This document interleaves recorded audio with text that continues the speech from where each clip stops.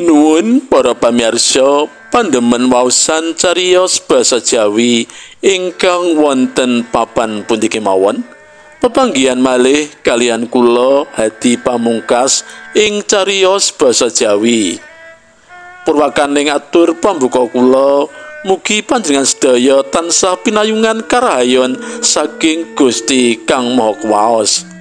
Ing kalodhangan menika kula badhe ngaturaken salah setunggaling cariyos cekak anggitanipun Bapa Suryadi WS kanthi ira-iraan Dudu Rama Sinta. Kados pundi lampahipun cariyos, sumangga dipun pidhangetaken. Taun iki wis ngancik taun kang kaping 15 kapitung wiwit patemonku kang pungkasan karo Dik Arum dalu. Aku ora ngerti kepriye kabare saiki, malah mapane ana ngendi wae aku ya ora ngerti. Nanging ceritane tetep sumimpen rapet ing atiku lan tetelo ora bisa diganteni wong liya, kalebu bojoku dhewe sing wis wargi. Atiku adreng kepengin goleki, nanging wedi upamane ketemu ya mung tiwas ngunggu-unggu. Arep dak pek apa bojone oleh, upama dheweke rondo pisan yen butuh ngepek ya isih kudu ngenteni 10 taun maneh, awit supatane bapak-bapak biyen 20 taun. Lelakon kok kaya ngene, ngeres grantes ngenes. Yen dak aranono akibate pokale bapak, kok dek sura temen luwih becik dak sebut iki akibat rasa hormat lan bektiku marang bapakku. Lire mengkene, nalika sekolah biyen aku duwe kanca arane Arum, amor sak kelas terus wiwit kelas 1 SMP nganti lulus sarjana. Saben dina runtang-runtung nganti kaya sedulur. Bareng wis kuliah, srawungku mekar dadi sambung tresna nganti tau prasetya ing Umbul Jalatunda. Dik Arum sumpah, "Mas, yen umbul iki isih metu banyune kang mili ngelepi pesawahan, tresnaku tetep subur ngrembaka kaya tanduran ing sawah-sawah iki." Aku ya nimbangi ngene sumpahku, "Dik, yen Gunung Merapi isih metu lahare kang nyuburake palemahan ing perenge, tresnaku tetep subur ngrembuyung kaya wit-witan ing alas pereng Merapi iku." Nalika mulih saka kono aku weling, "Dik, aku arep matur bapak, minggu ngarep arep nemoni bapakmu ngelamar kowe, mula kowe ya matura bapakmu." "Iya mas," sawure Dik Arum mantep banget. Bareng aku matur marang bapak tenan, jebul bapak duka yayasinipi nganti sumpah-sumpah. "Oh, dadi bapakne Arum ki Marto Sandung wong Tawas kuwi to? Ngerti ya, Ngger, kuwi mungsuh bebuyutanku. Ngerti ya, ibune Arum sing jenenge Narti Kanyut iku biyen pacanganku direbut melek-melekan karo Marto Sandung nganti dadi jotosan ana bayat kono, dipisah karo wong tuwa, dikandani bocah wadon wae kon milih. Lah kok Narti Kanyut ki milih dheweke. Wiwit iku aku ora sudi ngundang Marto Sandung, Nger. Jeneng kuwi kapiken tumrap dheweke. Sing tepat ya Marto Sinting. Aku ora nyetujani karepmu." "Kula sampun klajeng sumpah setia, Pak," aturku mbela diri. "Sampun dipun sangkut-sangkutaken kalian perkawisipun bapak." "Kowe iki anakku, Nger. Gelem ora gelem ya mesti sangkut karo perkaraku. Nek kowe wis kadung tresna, aku sumpah bisa mangestoni nanging entenono 20 taun maneh. Dina-dina candhake aku ketemu Dek Arum ing Jabal Kat, ing jaban tembok makom saklore gedhong kuburan Ki Ageng. Ing kono Dek Arum cerita, "Mas, bapakku tahu sumpah-sumpahan karo bapakmu ing papan iki. Ora arep sapa aruh yen durung setengah abad. Kedadian iku seprene wis seprapat abad. Mula bapak lagi gelem ngidini sediane awake dhewe iki besok seprapat abad maneh. Terus piye awake dhewe iki, Mas? Upama minggat wae wong loro?" Takonku njajaki. Dheweke nyawang aku keprungu wangsulane karo gedeg-gedeg.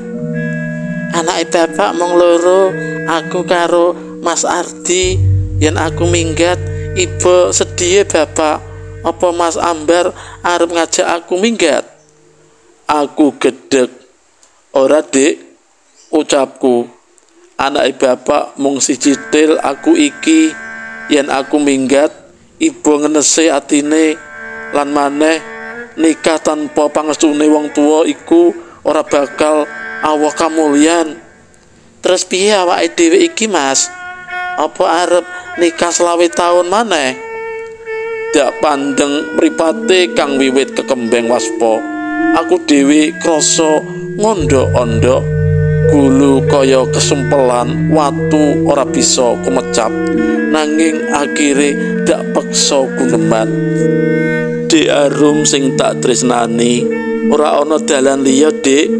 Demi rasa kurmat lan bekti marang wong tuwa, awake dhewe kudu rela murungake sedya senadyan aku ngerti ati bakal remuk rempuh dadi lebu. Dek Arum wis ora kuat ngampet maneh, ambrol tangise dreweran luwe, nubruk aku banjur ngerangkul kenceng banget, kaya-kaya nelakake yen dheweke emoh pisah sak rambut karo aku. Atiku perih kaya diremet demit Jabal Kat krungu sesambate Dek Arum kanthi swara pegat-pegat ing sela-selaning tangise. "Oh alah Mas, 10 tahun lawase aku lan kowe tansah runtang-runtung kebak rasa asih wiwit kelas 1 SMP. Wekasan mung kaya mengkene dadine. Awake dhewe marisi katresnane bapakmu lan ibuku, nanging jebul mung katresnan sing pedhot tanpa Allah kamulyan, malah Allah panandang." Kanthi megap-megap aku tutur marang dheweke, "Dik, uripe awake dhewe kapurba dening Kang Maha Kuwasa. Ayo padha mulih wiwit mengko bengi padha salat istikhara, nyadong pituduh prayogane laku. Yen pancen pinesti jodoh, Gusti bakal paring dalan. Nanging yen pinesti pisah, mesti ana lantaran sing jalari aku lan kowe kuat nglakoni." "Iya Mas, dipasrahake wae marang Kang Maha Wuninga."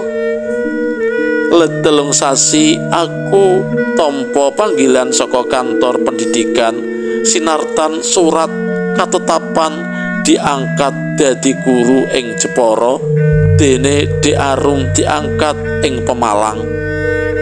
Aku ngraita, apa iki pituduh lamun aku pancen kudu pisah karo dheweke.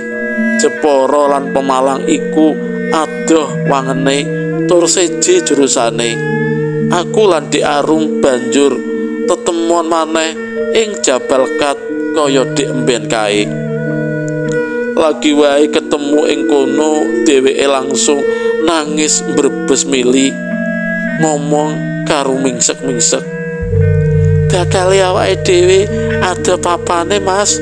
Apa iki pituduhe Gusti sawise padha salat istikhara? Apa ora entuk pituduh liyane iku, Dik?" Takonku. "Upamane liwat impen?" "Ora," saure. "Lah Mas Ambar piye?" "Aku ya ora, nanging aku diceritani Pak Saleh. Dheweke mbiyen ya kapedotan tresno banjur nikah karo prawan liya, nanging uripe ora tau bisa seneng, tansah ngrantes lan ronto-ronto. Lagi sawise 15 tahun dheweke ngrasakake kamulyaning urip jalaran ketungkul nyawang anake wadon sing wis remaja, njur bisa lali karo katresnane lawas lan wiwit bisa tresnani bojone kanthi sautuhe. Ya saat iku sawise 15 tahun dheweke ngrasakake urip mulya. Dheweke banjur wani ketemu kekasih lawas, ora arep baleni katresnane nanging kanggo sambung sedulur. Mripate kaca-kaca nyawang aku eluwe saya deres kawetu ucape, apa ya bakal ngono kuwi lelakone awake dhewe Mas. 15 tahun kudu pisah, bali ketemu nanging ora bisa kumpul dadi bojo. Rumangsaku ya ngono Dik, sajake wis pinesti aku lan kowe ora bisa kumpul. Mulane demi rasa kurmat lan bektine awake dhewe marang bapa, ayo padha dilakoni kanthi rila senadyan abot lan perih rasane. Sesuk kowe budal menyang Pemalang lan aku budal menyang Jepara. Dina iki lan ing kene iki aku lan kowe ketemu kang pungkasan. Sateruse ayo padha nurut dalane dhewe-dhewe, lalekno aku saka sethithik, coba tresnani priya liya, aku ya dak nglakoni mengkono. Tangise saya ndadi dheweke ngrangkul aku kenceng banget karo nangis kami secenggeken. Aku dhewe ora kuat nahan wetuning eluh nganti suwe kaya-kaya ati iki ora saguh pisah sak rambut. Akhire padha sadar yen gelem ora gelem pancen kudu pisah. Wong loro banjur padha mudhun saka pereng gumu iku, njupuk sepeda ing titipan. Nalika arep mangkat mulih padha salaman. Mas, aku nyuwun pamit, sesuk-esuk arep budal nyang Pemalang. Nyuwun pangestu pamujiku, muga Mas Ambar tansah bagas waras. Aku ya njaluk pamit Dik, sugeng pepisahan. Muga aku lan kowe bisa ngliwati dina-dina sing bakal teka kang kebak panandang lan kesedihan nganti besok bali ketemu 15 tahun maneh. Kanthi dleweran eluh banjur padha numpak sepeda diarum mlaku mangetan nurut dalan aspal jurusan Cawas. Aku mangalor nurut dalan aspal jurusan Trojok. 3 dina sakwise iku aku lan diarum wis temen-temen ada papane. Dheweke ana Pemalang lan aku ing Jepara. Wiwit iku wis ora tau kabar kinabaran. Wiwit iku dak itung dina mbaka dina, sasi mbaka sasi, kanthi ngarep-arep kapan ganepe dadi 15 tahun. Ing Jepara nganti 3 tahun aku meksa durung bisa lali karo diarum. Kanggo nglalekake aku sambung raket karo bu guru asal Sragen, isih prawan nanging 2 tahun luwih tuwa timbang aku, arane Darsi. Dheweke sabar lan ngemong banget marang aku nganti aku rumangsa kaya adine. Suwe-suwe padha karepe lan akhire dadi bojoku. Nanging nganti 7 tahun jejodohan ora diparingi turun. Ora ngira jebul Darsi nandang kanker rahim, mlebu rumah sakit nanging wis ora ketututan. Darsi bojoku tinggal donya tanpa ninggali anak. Wiwit iku aku dadi ora kerasan ana Jepara.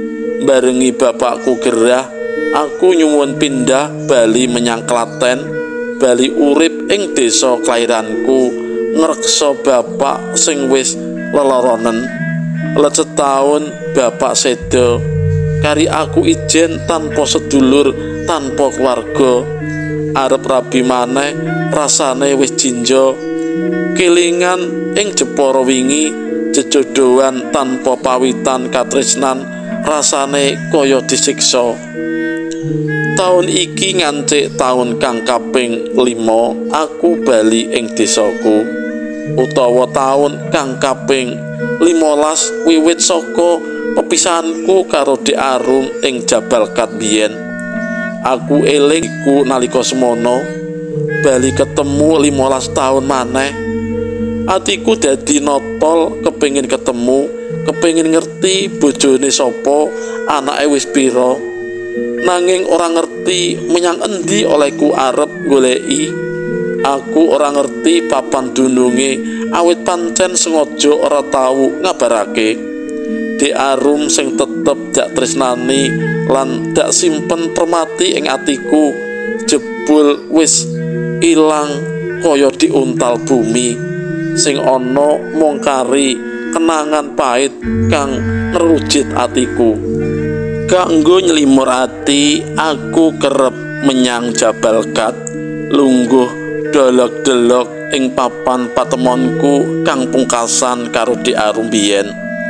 Kaya dene esuk iku nuju dina libur, aku dolan mrono, lungguh delok-delok madhep ngalor karo ngangen-angen citrane Dek Arum. Let sauntara ana wong wadon teka ngagem jilbab jambon lungguh watara 2 meteran saka papanku. Mesti wae aku ora peduli awit lagi ketungkul ngangen-angen Dek Arum. Nanging dumadakan aku kaget krungu tangise wong iku karo sesambat nganggo nyebut-nyebut jenengku. Oh alah Mas Ambar, kowe saiki ana ngendi Mas? Kowe mesti ora ngerti yen wektu iki aku ana kene ngarep-ngarep bali ketemu karo kowe sawise 15 taun ora tau krungu kabare. Sesambat iku pantese diucapake dening Arum. Apa pancen dhewe iku Arum kok saiki nganggo jilbab? Dak tamat-tamatake saka ngiringan, ora pati cetha awit dheweke tumungkul karo nutupi raine nganggo tangane loro. Dek Arum, ucapku semutakon. Dheweke noleh sauntara njenggeleng namatake aku. Wekasan keprungu tembunge setengah jerit. Mas Ambar. Banjur jrantal nyaketi aku, nggegem tanganku karo nangis. Jebul kowe Mas, ora ngira babar pisan jen iki mau kowe Mas. Nganti suwe lagi diculke. Aku ya babar pisan ora ngira yen sing teko iki mau kowe. Gunemku. Piye lelakonmu ing Pemalang, Dik? Remuk Mas. Aku remuk mergo ora bisa lali karo kowe. Wis dak coba kaya welingmu mbiyen ing Pemalang aku tau omah-omah. Nanging ora bisa urip seneng. Kumpul 10 tahun aku ora anak-anak. Akhirnya pisahan kan dibecek-becek. Setahun kepungkur sawise bapak sedo aku njaluk pindah mrene. Saiki aku bali ana ngomah kumpul karo kakangku. Lah Mas Ambar piye lakone? Kanthi kebak kawigaten dheweke ngrungokake nalika aku nyritakake lelakonku. Lan sakwise rampung crita, ora sronto dheweke ngrangkul aku kenceng banget, kaya-kaya kuwatir yen ucul saka tangane. Nanging dumadakan diuculake, nyawang aku karo mripate kaca-kaca banjur tumungkul sedih. Ana apa, Dik? Takonku. Mas, mestine awake dhewe bisa nikah tanpa ana alangan, nanging isih kudu ngenteni 10 tahun maneh. Sumpahe bapak biyen 20 tahun. Dak cekel pundake kiwa tengen, dak liling kaya bocah, dak rembuki. Dik, bapak-bapak wis padha seda, tegese wis rampung kabeh urusane ing donya, kalebu sumpahe. Nek ngono enggal Matur Mas Ardi. Wong loro ninggal papan iku nemoni Mas Ardi. Tetelo dheweke nayokyani banget cedhiaku wong loro. Dina-dina candhake dak rasa kaya wong ngimpi. Wingi aku isih sedih lan bingung gagas di arum sing ora dak ngerteni papan lan kahanane. Jebul saiki wis kumpul sak omah miwiti mangun bali wisma. Dina-dina candhake aku sakloron bisa ngrasakake mulyane urip jejodohan lelandhesan tresna tulus lan kamulyan iku dadi jangkep sakwise karo tengah taun di arum nglairake anakku. Bayi abang iku dak pangku dak ajak guneman kaya-kaya wis bisa ngerti. Anakku ngger jabang bayi kanthi disekseni ibumu. Dina iki aku sumpah selawase uripku ora bakal nyumpahi kuwe mundak gawe rekasane uripmu. Di arum guyu karo nyelehake sirahe ing pundakku. Keprungu ucape lirih. Setuju Mas, lelakon elek ora perlu diwarisake marang anak. Iya Dek, Bobo Biyung iku mung lantaran dudu dalang. Cutel.